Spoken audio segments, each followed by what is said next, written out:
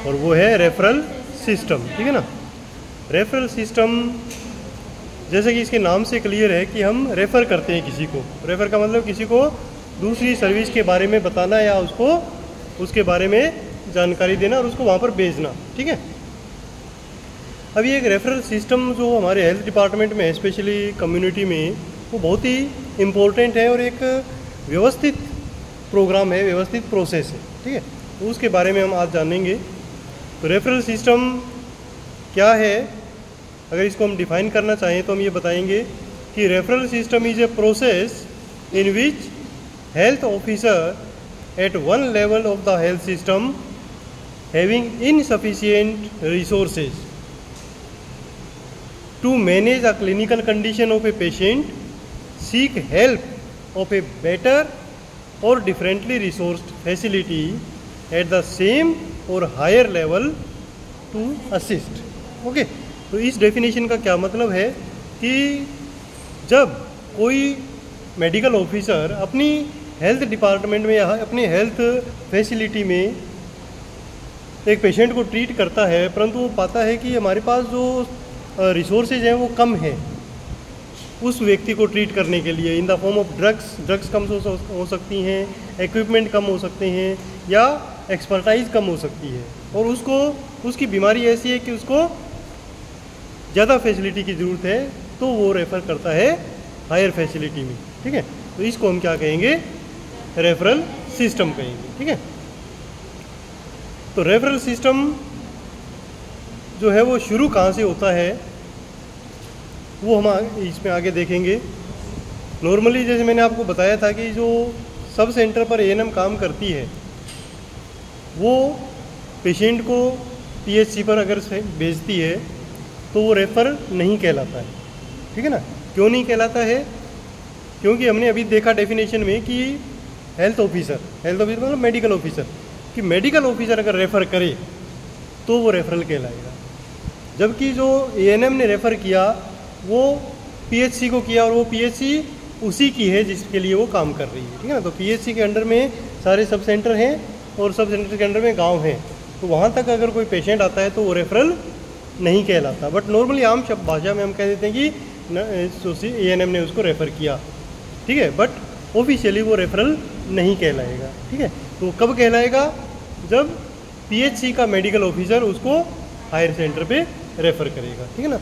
इसीलिए हम community health centre को एफआरयू कहते हैं। जब हमने कम्युनिटी हेल्थ सेंटर पढ़ा था तो उसमें ये भी एक पॉइंट आया था कि community health centre is also known as first referral unit, क्योंकि वहाँ पर सबसे पहले पेशेंट रेफ़र होके आता है from PHC to CHC. Okay, referral system क्या है? Referral system play a vital role in the management of disease in any health care system. जो पूरा हेल्थ केयर सिस्टम है उसमें किसी भी डिजीज़ को मैनेज करने के लिए बहुत ही इम्पोर्टेंट रोल है इसका। और हेल्थ सिस्टम हमने पढ़ा था, पूरा का पूरा जो हमारा इंडिया का हेल्थ सिस्टम है वो हमने पढ़ लिया था फ्रॉम सेंटर टू विलेज, है ना। तो इस पूरे सिस्टम में रेफरल सिस्टम बहुत ही महत्वपूर्ण कार्य करता है और हर जगह काम आता है। An effective referral system ensure close relationship between all levels of health system and help to ensure people receive best possible care closest to home, ठीक है। तो रेफरल सिस्टम हमें ये इंश्योर करता है कि जो लोग हैं कम्युनिटी के उनको अपने घर के नज़दीक से नज़दीक बेस्ट पॉसिबल केयर मिल जाए, ठीक है। तो इसीलिए हम शुरुआत केयर की करते हैं विलेज से, और जैसे जैसे उसकी डिजीज़ की जो सीवियरिटी बढ़ती है या कॉम्प्लेक्सिटी बढ़ती है वैसे वैसे वो हायर सेंटर पे जाता है, चाहे वो उसके घर से दूर हो। बट शुरुआत हम पास से करेंगे ताकि बेस्ट पॉसिबल केयर उसको घर के पास ही मिल जाए। थोड़ी सी बुखार होते ही या ज़ुकाम होते ही सीधा उसको डिस्ट्रिक्ट हॉस्पिटल पे या डिस्ट्रिक्ट में नहीं भेजेंगे, ठीक है, क्योंकि उसकी केयर पीएचसी या सब सेंटर पे हो सकती है। तो इसलिए ये जो सिस्टम है वो काफ़ी इफ़ेक्टिव माना जाता है कि ज़रूरत पर ही उसको आगे एक्सपर्ट सर्विस लेनी है, अदरवाइज़ लोअर सेंटर पे उसका ट्रीटमेंट हो जाएगा और कम पैसे में हो जाएगा, आना जाना भी नहीं पड़ेगा, टाइम भी बचेगा, है ना। इसलिए रेफरल सिस्टम इम्पोर्टेंट है। It also assist in making cost effective use of hospitals and primary health care service, ठीक है ना। कॉस्ट इफेक्टिवनेस भी बनाता है। क्यों कॉस्ट इफेक्टिवनेस बनाता है कि अगर मान लो सारे के सारे पेशेंट सीधे डिस्ट्रिक्ट हॉस्पिटल चले जाएं तो वहाँ रिसोर्स ख़त्म हो जाएंगे, वहाँ लाइनें लगेंगी लंबी, जबकि पीएचसी खाली पड़ा हुआ है क्योंकि जबकि वहाँ पर इतना स्टाफ तैनात है, ठीक है ना। तो इसलिए हम रेफरल सिस्टम करते हैं कि डायरेक्ट वहाँ जाने की बजाय पहले कोशिश कर लो कि पीएचसी में ही ठीक हो जाए, ठीक है ना। तो प्रॉपर रिसोर्स का यूज़ करना है, कॉस्ट इफेक्टिवनेस लानी है ताकि किसी एक सोर्स पे ज़्यादा बर्डन ना हो, ठीक है। ऑब्जेक्टिव्स ऑफ रेफरल सिस्टम, अभी ये जो बातें हमने डिस्कस की है इसी से ही हमारे ऑब्जेक्टिव निकल के आएंगे कि रेफरल सिस्टम के क्या उद्देश्य हैं, क्यों ये बनाया गया। तो सबसे पहला पॉइंट क्या है, to take expert opinion for the patient. ये रेफरल सिस्टम एक्सपर्ट ओपिनियन के लिए हम यूज़ करते हैं। अगर मान लो छोटी बीमारी है, कोई ज़्यादा प्रॉब्लम नहीं है, तो पीएचसी का डॉक्टर से वो उसको ठीक कर देगा।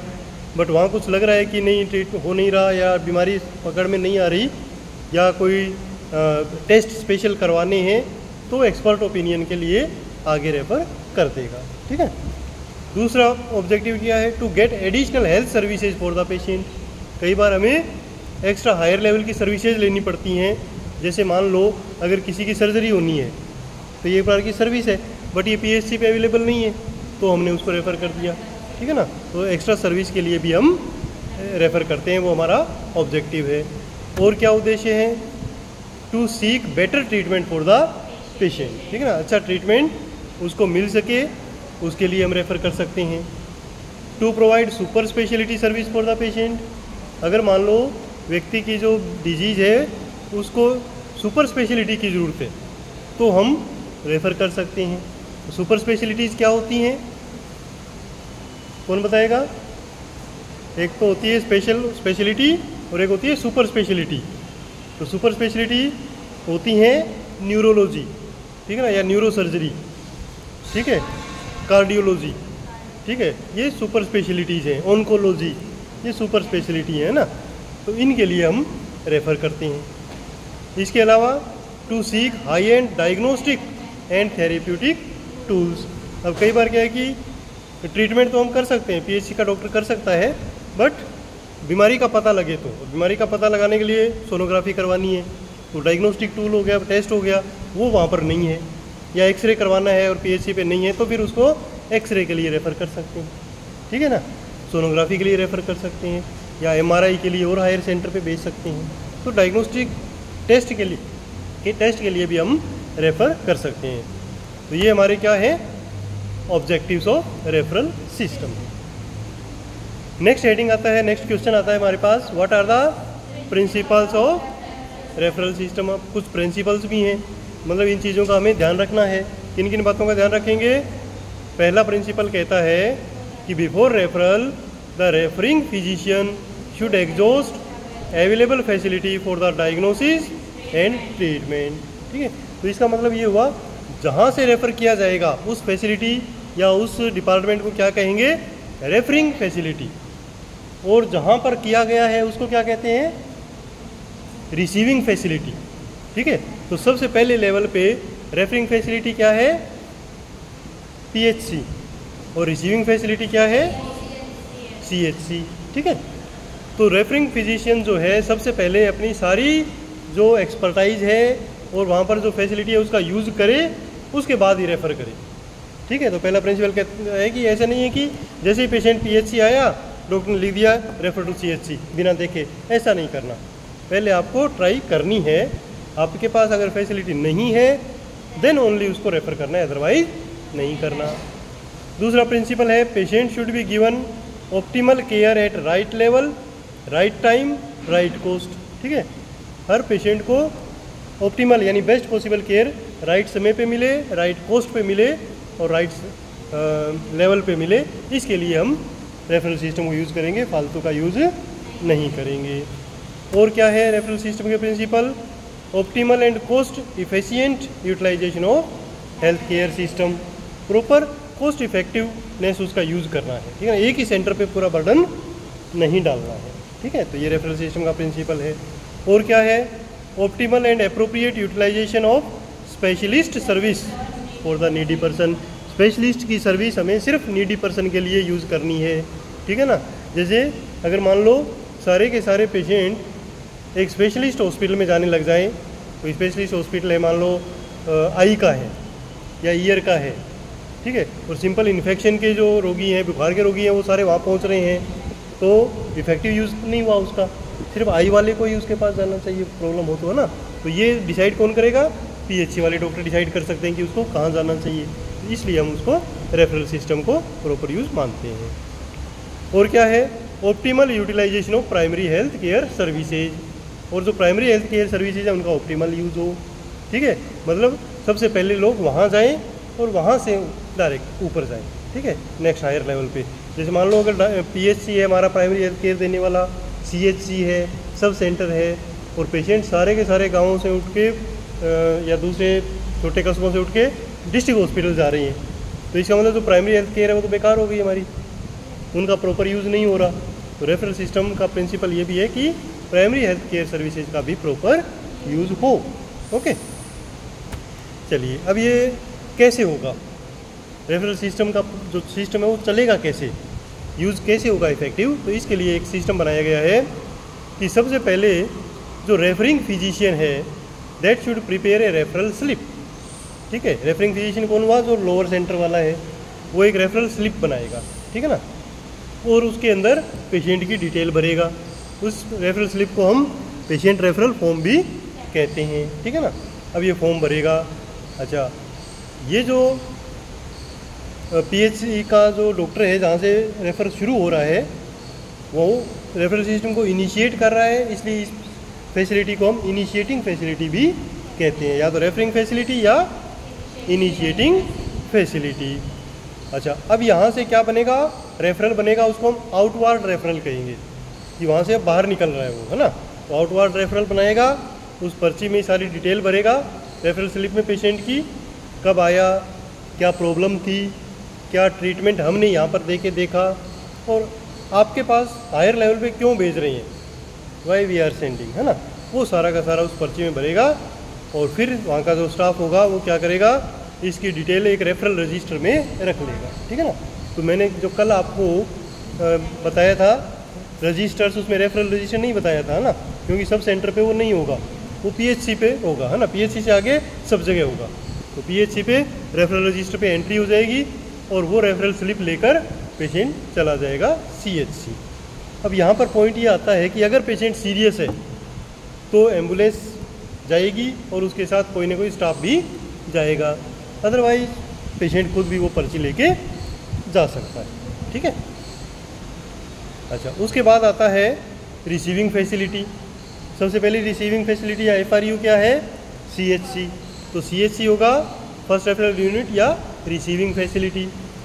अब वो पेशेंट रिसीविंग फैसिलिटी पे आएगा तो उसका स्लिप डॉक्टर देखेगा और उस स्लिप में जो जो लिखा हुआ है कि क्या करना है उसके हिसाब से उसका डायग्नोसिस करेगा।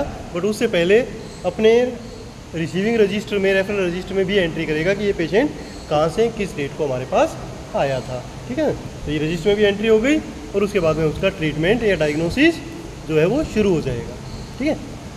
उसके बाद क्या होगा?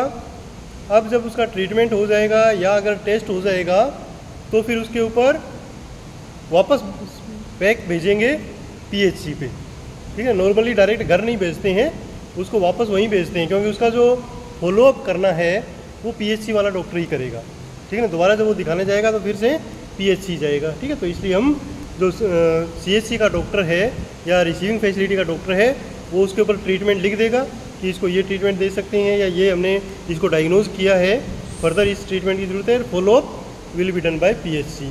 तो वो वापस भेज देगा कि जाके ये पर्ची पीएचसी वाले डॉक्टर को दिखा दो। अब जब वो वापस भेजेंगे तब फिर से अपने रजिस्टर में भी वो एंट्री करेंगे रेफरल में कि ये आया था और इसको हमने ये ट्रीटमेंट दे के वापस भेज दिया, ठीक है। और उसके बाद फिर जो पेशेंट है वो चला जाएगा वापस पीएचसी के ऊपर, है ना। तो इस प्रकार ये रेफरल सिस्टम कंप्लीट हो जाएगा। अब ये जो रेफरल स्लिप है वो क्या है? कई बार क्वेश्चन पूछते हैं कि व्हाट इज़ रेफरल स्लिप या पेशेंट रेफरल फॉर्म। तो एक ये स्टैंडर्ड होती है, उसका एक कलर होता है स्पेशल, वाइट कलर का हो सकता है, येलो हो सकता है और आगे पिंक या रेड भी हो सकता है, ठीक है ना। तो वो डिपेंड करता है कौन से टाइप का रेफरल है। तो फर्स्ट रेफरल यदि है तो नॉर्मली वाइट होता है, ठीक है। फर्स्ट रेफरल इस लेवल पे कंप्लीट हो जाता है, CHC से PHC से CHC गया और वापस आ गया। अब मान लो CHC पे है पेशेंट और वहाँ भी उसका ट्रीटमेंट नहीं हो पा रहा है, कोई हायर सर्विस की ज़रूरत है, तो सेकंड रेफरल बनेगा, ठीक है। उसको हम क्या कहेंगे, सेकंड रेफरल। उसकी स्लिप का कलर चेंज हो जाएगा। अब CHC से वो कहाँ भेजा जाएगा, डिस्ट्रिक्ट हॉस्पिटल, ठीक है। तो डिस्ट्रिक्ट हॉस्पिटल जाएगा डायरेक्ट, वो हो जाएगा सेकंड रेफरल, ठीक है। और वो जो सर्विस होगी वो क्या हो जाएगी, सेकेंडरी केयर। अभी तक हम कौन सी केयर दे रहे थे, primary health care. District hospital जाते ही वो सेकेंडरी हेल्थ केयर हो जाएगी। वहाँ ट्रीटमेंट हो गया तो ठीक है, वहाँ से वापस CHC और फिर PHC, बैक टू पवेलियन हो जाएगा। अगर नहीं होगा तो वो लोग फिर आगे रेफ़र करेंगे।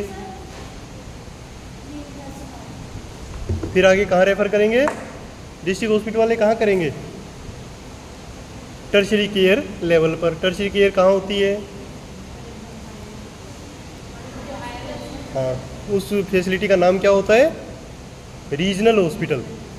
रीजनल हॉस्पिटल कह सकते हैं या मेडिकल कॉलेज हॉस्पिटल, यानी जिस हॉस्पिटल के साथ मेडिकल कॉलेज अटैच हो वो टर्शरी केयर लेवल होगी।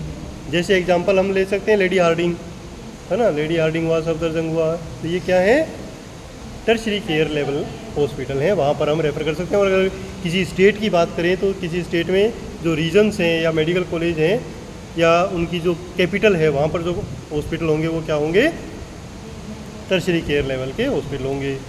वहाँ से भी फिर वापस पेशेंट आ जाएगा PHC पर। तो ये रेफरल सिस्टम रहेगा, ठीक है। अब रेफरल स्लिप जो है वो एक स्टैंडर्ड होती है हर जगह, प्राइमरी की अलग, सेकेंडरी की अलग, टर्शरी की अलग, बट सब के अंदर 2 पार्ट होते हैं, ठीक है ना। कौन कौन से, part A and part B, ठीक है। पार्ट A जो फिल किया जाएगा वो रेफरिंग फैसिलिटी के द्वारा किया जाएगा, चाहे वो प्राइमरी है, चाहे सेकेंडरी है, टर्शरी है ना।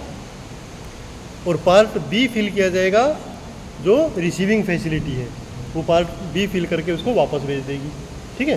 तो एक ही स्लिप के अंदर कंप्लीट उसका ट्रीटमेंट आ जाएगा, पहले वाला ट्रीटमेंट और बाद वाला ट्रीटमेंट, ठीक है ना। अच्छा, इसका अगर सैंपल देखना चाहें तो इस प्रकार का ये होगा। रेफरल स्लिप पार्ट A के अंदर पूरी डिटेल होगी, पेशेंट का आइडेंटिफिकेशन डेटा होगा, उसके बाद क्या ट्रीटमेंट कैरी आउट किया गया, क्या उसकी लक्षण थे, क्यों वो पेशेंट हमारे पास आया था, और क्यों हम हायर सेंटर पे भेज रहे हैं। टेस्ट करवाना है तो टेस्ट, डायग्नोसिस, अगर एक्सपर्ट ओपिनियन लेनी है तो एक्सपर्ट ओपिनियन, और कोई सर्विस स्पेशल ट्रीटमेंट सर्जरी वगैरह करनी है तो वो लिख के और पेशेंट जो डॉक्टर हैं वो साइन करके उसको भेज देंगे। और पार्ट B के अंदर उसका उल्टा हो जाएगा कि जो पार्ट B का डॉक्टर की क्या डायग्नोसिस किया गया, क्या उसको मेडिसिन की ज़रूरत है, और फॉलोअप के लिए वापस भेज देगा साइन करके, ठीक है। तो इसको हम एक ये फ्लो चार्ट से भी समझ सकते हैं कि PHC थी, यहाँ से रेफरल बना, ये चला गया रिसीविंग फैसिलिटी पे, यहाँ पर उसका ट्रीटमेंट हुआ CHC पे, और वापस फॉलोअप के लिए आ गया वो PHC, ठीक है ना। तो ये हमारा रेफरल सिस्टम, इसके बारे में कई बार क्वेश्चन आ जाता है एग्ज़ाम में। रेफरल सिस्टम की डेफिनेशन, रेफरल सिस्टम का प्रोसेस, और रेफरल स्लिप क्या होती है, और इसके ऑब्जेक्टिव और प्रिंसिपल, है ना। तो ये आपको लिखने पड़ सकते हैं। अगर शॉर्ट नोट आता है तो पूरा का पूरा उसमें लिख देंगे, और अलग अलग क्वेश्चन आते हैं तो अलग अलग भी आपको उसका आंसर देना है। हर एग्ज़ाम में ये ज़रूर आता है, चाहे वो प्रैक्टिकल हो चाहे थ्योरी हो। Referral system most important question है कम्युनिटी के। ओके।